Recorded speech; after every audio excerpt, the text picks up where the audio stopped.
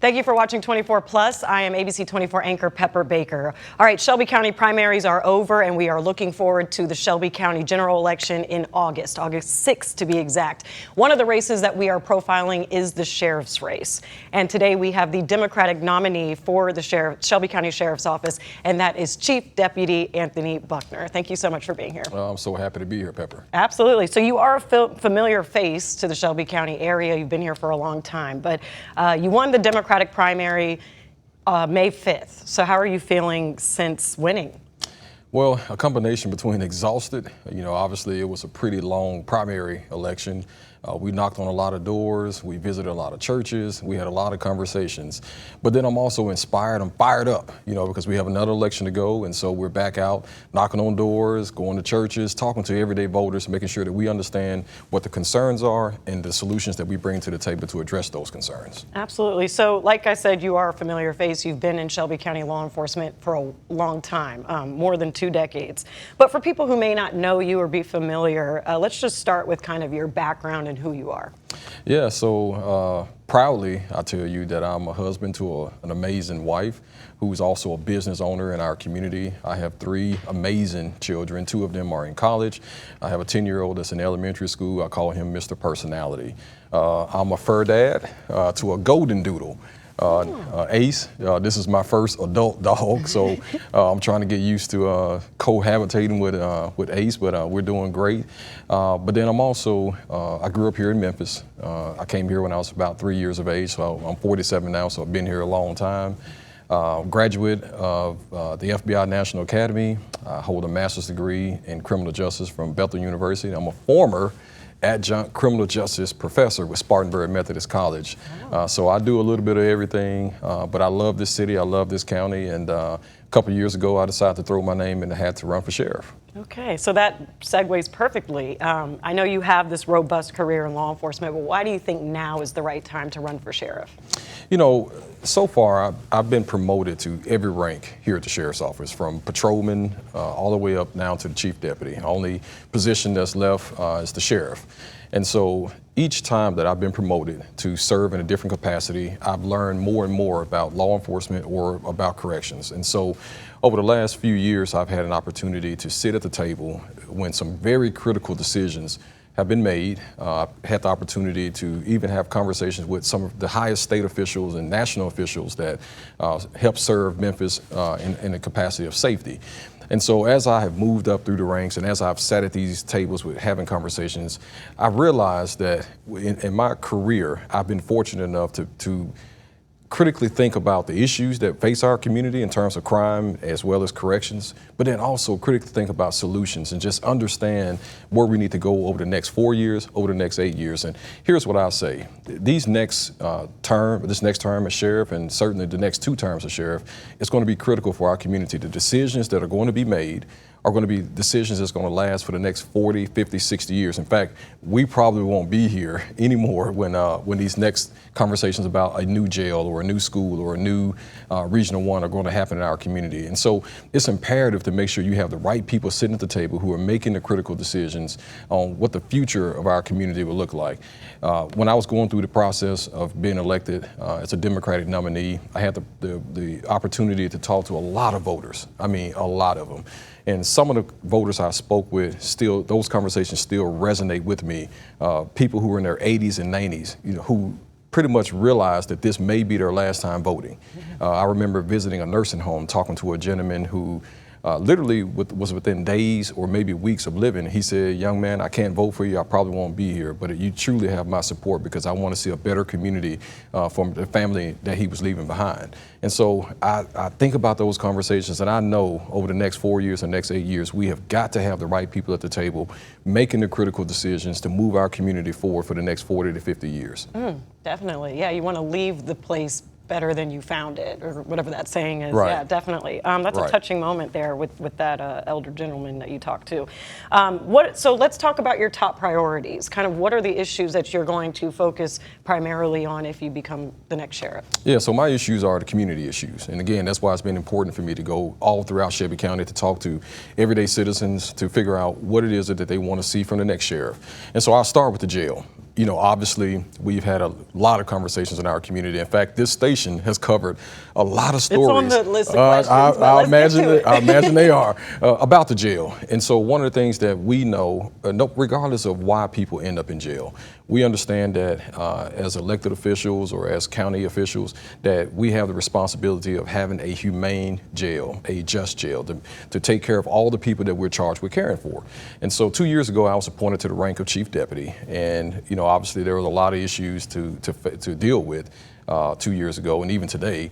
But when I walked into the office, one of the things that I wanted to do was tackle the maintenance issues inside of the jail. And so I began to work with the sheriff's staff, our financial team, as well as the county commissions to secure more than $16 million to address some of those issues. Now, I don't say that to say that I have fixed the jail, right? We still have much more to do, and we have a path forward that we need to follow.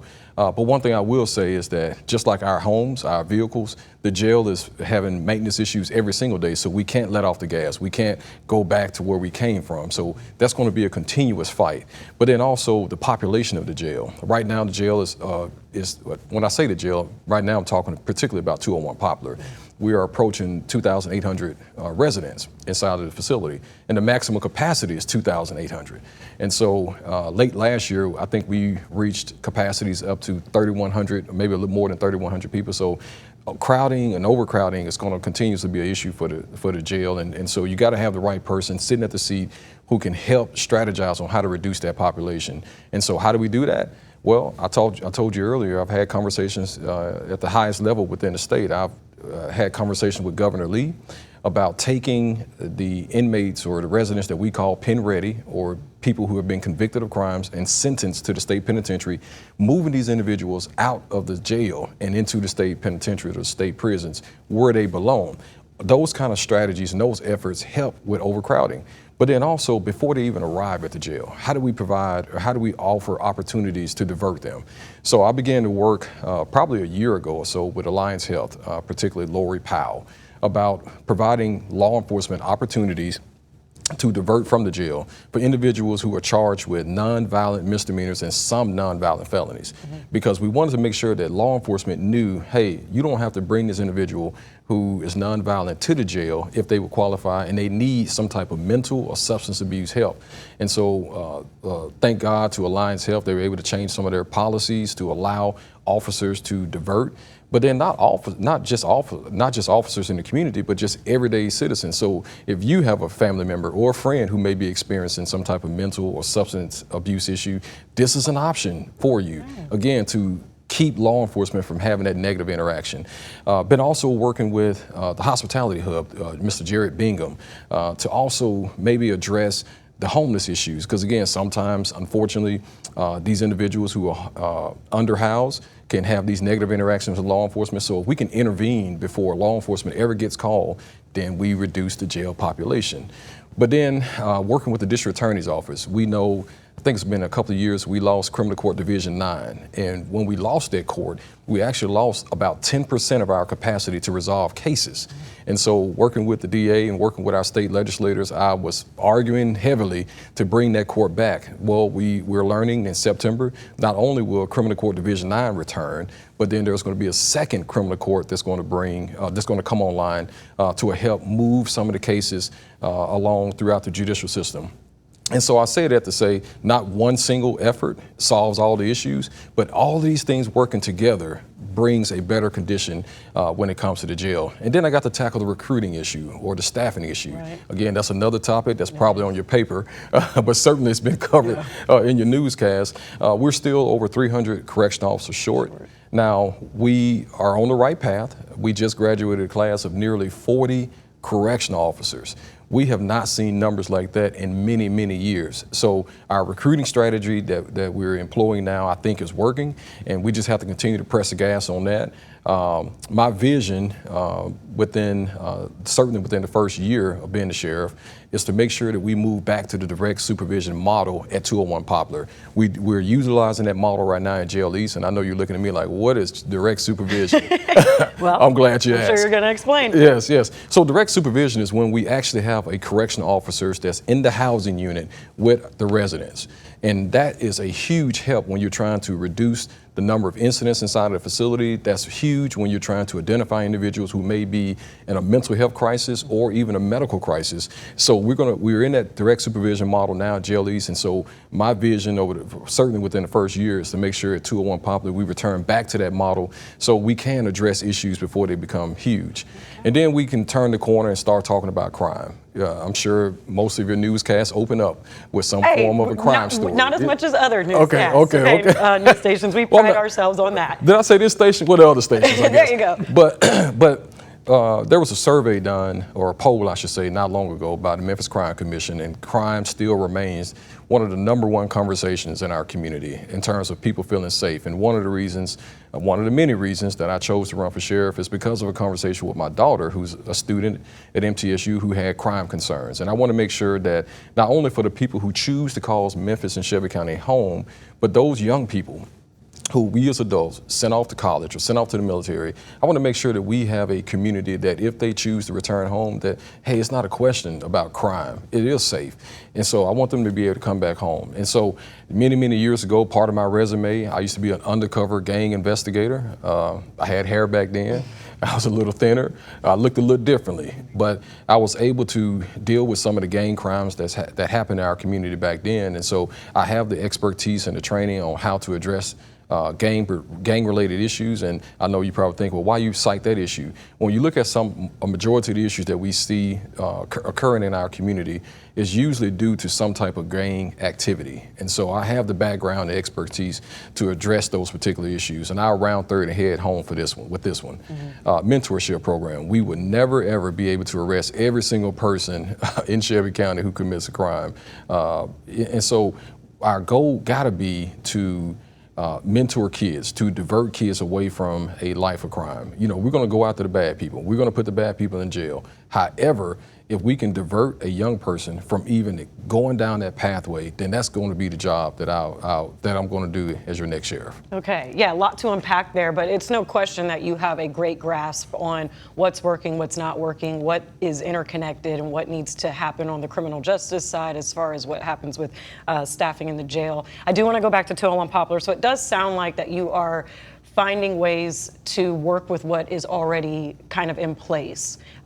You solidified funds to fix maintenance issues that in the jail, but there's a lot of talk about securing funds for a brand new jail, which is still kind of lingering and in limbo since the new Chicago site was kind of tabled. So, you know, where do you stand? Do you think a brand new spanking jail is necessary, or is it just kind of maintaining what we already have, just kind of making some, giving it a new facelift or whatnot? And in both. I think both needs to happen. So there is no doubt in my mind that a new jail is needed. I'll tell you right now, the jail that in fact, probably 16, 17 years ago, a jail study was done, and the experts back then said that the jail was obsolete. That was many years ago. And so our recent study says the same thing, that the jail is obsolete. And so we know, just dealing with Tennessee Correction Institute, that the current jail right now, if it were to open, like as if it was a brand new jail, that it wouldn't be certified because there are so many laws and so many recommendations that have changed over the years. Just something as simple as how much natural light comes inside of the facility. And right now, it's very little natural light comes inside of the facility. And so when you're thinking about rehabilitation of the residents, when you don't have natural light coming in, it makes it challenging when you're trying to rehabilitate to reduce recidivism in our community. And so I do think long-term as a strategy, we have to address that by building a new jail, one that meets today's standards. In fact, next week, I'll be traveling to tour a jail that's meeting today's standards in terms of mental health and safety and security. But then also, I think we have to do things today. There's a tactical approach to address the issues that's occurring in our jail today. So I think we need both. Okay. So how do you plan to secure funding for that? Because I know current Sheriff Floyd Buckner has had some trouble getting total approval of funds for a new jail, considering it is a hefty price tag too. Yeah, so communication is the key, and I'm starting those conversations right now. I'm talking with the current commissioners who sit that make decisions about our budget. I'm talking to those who are running for county commission to make sure that they fully understand what budget needs that we have right now. And I think what I've seen over the last probably couple of years is sometimes the commissioners are learning maybe at the podium what some of these needs are. And so my plan is to make sure that we are very transparent to the needs of the sheriff's office, making sure that not only are we announcing these issues, but then we also are inviting some of our nonprofit partners to come in and say, hey, I've seen it for myself. Yes, please support the sheriff. But I think communication is the key, making sure that they understand fully on the front end the direction in which we're going in, and make sure that the door remains open for not only them, but then also the mayor administration to come in and see them for themselves.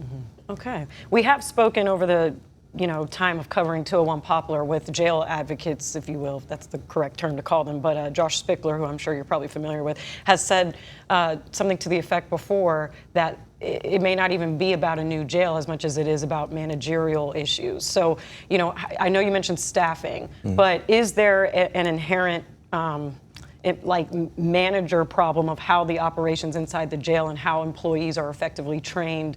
Is there a problem there, or does there need to be kind of a reforming on that front? Yeah, so when it comes to the management, one thing that I will say is when you are short 300 and at sometimes even approaching 400 correction officers, you're going to have a management issue because you're just at a significant deficit, and it makes it very difficult to do the things that you would like to do in terms of making sure the building is safe and making sure the building is repaired. Those are significant challenges, and so we have to work on that now. We can't wait till a new jail to address those particular issues. But one thing that I will say, if you build a new jail based upon how jails are constructed today, it won't be such a labor-intensive facility like the one that we have now. Training is always evolving. The things that we trained on 10 years ago, most of that training has changed. So we will always be adjusting when it comes to training, but not only the correction officer, but even our leaders and how we lead in a correctional environment. Okay. All right. That's a good way to put it. There's a soundbite I want to play from your Democratic nominee acceptance speech. Our Shakina Davis was able to grab you for a quick interview, and it has to do a little bit with what you've already talked about with being able to talk to the commission. You're going to have to bridge a lot of partnerships, and with the Shelby County Sheriff's Office and the clerk and the commission and the mayor, we've kind of seen contention between those various offices. But you said something that really stuck out to me, so let's take a quick listen. The first thing is making sure that we build a team that's focused on providing the best services that we possibly can. I'm also ready and willing to work with the next county commission and the next mayor to make sure that they fully understand what our needs are when it comes to 201 Poplar. We know that there have been a lot of infrastructure challenges, and there's talks in the news or in the media in our community about building a new jail and where should it be and how big and how much it's going to cost and how we're going to find the funding for it. But until we get through all those conversations, we still have issues today. And I think making sure that the next county commission understand what those issues are and how they can support us is going to be incredibly helpful. So that's echoing a lot of what you've already said, but Right. A big part here in our reporting too has been just how much tension there's been between the sheriff's office and the mayor and the budget, getting that approved in front of county commission. So as chief deputy, and you and Sheriff Floyd Buckner, I'm pretty sure he gave you his endorsement. He spoke at your Correct. your nominee acceptance, or when you won the primary. So how do you plan to bridge that gap, or just make sure that those relationships, mend those relationships? Yeah, thank you for that question. So the beauty behind September 1 is by default, we have a brand new sheriff, we have a brand new mayor, and we have several brand new county commissions. So it's And an a new clerk, not that. and a new, well, many elected offices within the county. But it's an opportunity to have a hard reset and reboot. And so all of the friction that may have occurred between some of the elected offices or elected officials today, that goes away come September 1. And so one of the things that I've already been planning to do is make sure that me and the next mayor are talking, if not weekly, bi-weekly, sometimes even daily, but certainly formally, at least monthly, to make sure that again, before problems become a huge issue, that the mayor, that the county commission truly understand the direction in which we're heading. And so I'm just encouraged, again, September 1, it is the slate is going to be clean, new people sitting at the table. And so one thing about campaigning is you get to learn all of these candidates through the process. So I've gotten a chance to learn many of the candidates for county commission, many of the candidates who have run for mayor, and obviously Mr. Lowry, Commissioner Lowry, been able to interact with him over the last several years. So September 1, I'm so encouraged about what it's going to look like for the next slate of county officials. Yeah, I definitely think it could be a new era for Shelby County government in all of the different departments, given just how many new leaders will be elected. So I do want to ask about crime. We know the Memphis Safe Task Force is in town. So Right. How can you kind of describe what that relationship with the sheriff's office has been like? Yeah, so we were at the table before the task force actually put boots on the ground. We had a chance to meet with the United States Marshal to make sure that on the front end he understood some of the challenges that we were going to face just uniquely to a sheriff's office. And so we took him on a tour of him and his staff on a tour of the jail so they can kind of see what challenges we already were dealing with before the task force started. And so from there, we have tried to figure out the best way to partner with some aspects of the task force. And what we have seen to be very helpful for us is attaching some of the federal assets from the task force with our special operations unit, in particular our narcotics unit. In the past, when we would execute search warrants for drug arrests, if it met federal standards, we had to go through a process. Sometimes it could be a months-long process to get some of these cases adopted in the federal system. But what the task force has afforded us to do over the last several months with these agents embedded with our narcotics detectives is adopt these cases right from the scene. So it's cutting down the time for an individual who would face federal charges. It's cutting down the time for them to face it. So I think that's an asset not only for the sheriff's office, but our community at large. Because again, for individuals who are committing crimes, they're selling drugs in our community, they're breaking the federal laws, well, there's going to be a double dose of accountability when it comes to the crimes in which they've been committing. Okay. Were you at President Donald Trump's visit and roundtable when he came to town to talk about the task force's efforts? I was. Okay, and I noticed Sheriff Buckner was there. I think, if I'm not mistaken, that was the only local law enforcement agency present at the visit. Well, there were several law enforcement Okay. agencies. I mean, you only can imagine when the President of the United States comes to town, there's going to be a lot of law enforcement that's going to be around for a number of different reasons. Okay, so the pros, you mentioned one pro of the Memphis Safe Task Force, but what have you seen where there's pros of it and then people who feel like have given the Memphis Safe Task Force a bit of pushback or don't feel that, they feel a bit infringed upon? What would you have to say about navigating both of those sides as far as looking at the Memphis Safe Task Force? Yeah, so my interactions or my experience with the task force so far has been positive. We've been able again to have federal assets at our touch, within our reach. And that's been huge. Again, when we're talking about solving cases, we even had several FBI agents that were assigned to our detective division who were able to look at some of our cases, particularly some of our murder cases, from a cold case perspective to see if there were any talents or tools or techniques that they could bring to the table to help us solve some of those cases. But then when I look at it, you spoke earlier about training, particularly in the jail, but I bring it over here to law enforcement.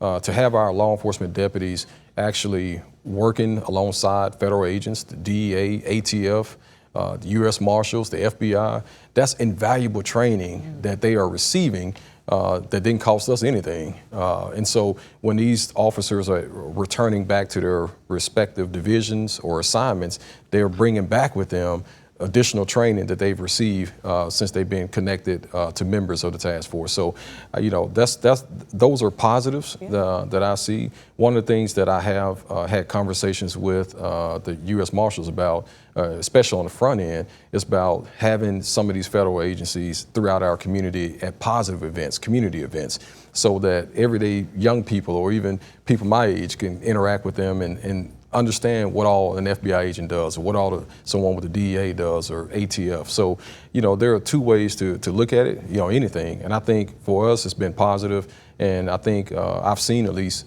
members of the federal task force try to get involved in more community events so people can ask questions and learn from them what they do. And a lot of these folks are coming in town from other places, and my hope is that when these agents come in Memphis and they experience Memphis, that they'll go back to places that they live and say, you know what, Memphis is not as bad as I heard. You know, it's actually a pretty cool place to live. That's really good insight there. Another kind of perspective on how the Memphis Safe Task Force, the training point with local agents or sheriff's deputies getting to work with federal agents is a really great point. Last couple questions here. So I did want to discuss, just since you are chief deputy and you work closely with Sheriff Floyd Buckner, you know, will it be more of the same, or how will your administration and your leadership as sheriff be different? Yeah, thank you for that question. So I'll tell you this, Sheriff Buckner is the fourth sheriff that I've worked for. I got hired by Sheriff A.C. Gillis, then Sheriff Luttrell, and then Sheriff Odom, and now Sheriff Buckner. Each one of them have been different, mainly because each one of them has faced a different challenge in their administration. And so there is I don't think there's a such thing as it being a continuation, because the challenges that Sheriff Buckner faced during his term as sheriff are going to be totally different than the ones that I'll face as your next sheriff. But then I can also say I'm 47 years old, so I'm a little bit younger than the sheriff. And so I call myself the sandwich leader. So I've been at the sheriff's office, it'll be 25 years in October. And so I've been around people who've been at the sheriff's office 40-something years. So I've learned a lot about the history and the tradition of the sheriff's office, and just invaluable lessons. But then also I can identify with those who have been at the sheriff's office much less than I have in terms of time. And so I'm the sandwich leader, where I understand above in terms of the older deputies and the folks who are below me. So I get a chance to bring both experiences to the table and create the sheriff's office for the next 4 years that'll serve our community. And you will be going up against Republican Brad Less. So I just have a question about why law enforcement is a partisan, or the sheriff's race is a partisan situation. Like, why is crime fighting efforts or law enforcement partisan? What's the Democratic approach versus a Republican approach? Oh, well, I think you've been to some of my fundraisers or some of my speeches. Here's the thing. You know, again, October's will be 25 years that I've served this community. And for 25 years, I've responded to all kinds of emergency calls. I've never answered a call and somebody opened the door and said, "Are you a Democrat or Republican?" Right. I've taken a lot of people to jail, and I've issued a lot of traffic citations. No one has ever asked me, "Are you a Democrat or a Republican?" And so here's what I would say. You are sheriff of Shelby County. You serve everyone, regardless of political affiliation. And that's what the sheriff has to be. You know, I've never seen what a Democrat sheriff look like. I haven't seen what a Republican sheriff look like. All I've seen is a sheriff, and that's what I intend to be. Whether you vote for me or don't vote for me, whether you serve different political affiliation, does not matter to me. I'm the sheriff of Shelby County, and my job is to keep you safe. Okay, you've pleaded your case very well. You've told us all about your experience. There's no question that you have what it takes. Anything that you just want voters to know about what you will do to fight crime, or just if you become sheriff, what their vote gets them with you. Yeah, so I would say this. When you hire me to be your next sheriff, you have a sheriff who will walk into office every day, just as I've done for the past 24 years of my career, to serve you each and every single day, to serve you and your interests. My family lives in this community. We call this place home. I want nothing more to make sure that our communities are safe, our schools are safe, that our jail is a safe jail for the residents and also the employees who work inside of our facility. So I'm asking the voters to hire me to be the next sheriff so I can continue to bring the dedication that I've done so for the past 25 years to the office of sheriff. You also have a man of faith who will come in praying to God every day for the right decisions to be brought forth. All right. Well, I think that was a good note to end on. I really appreciate your time. I know you're going to be super busy, boots on the ground. You said knocking on doors all the way up to August 6th. So be sure you are all ready to vote for the Shelby County general election. Chief Deputy Anthony Buckner is running as the Democratic nominee for sheriff. And please stick with ABC 24 for all political coverage news for Shelby County and Memphis. Thank you so much.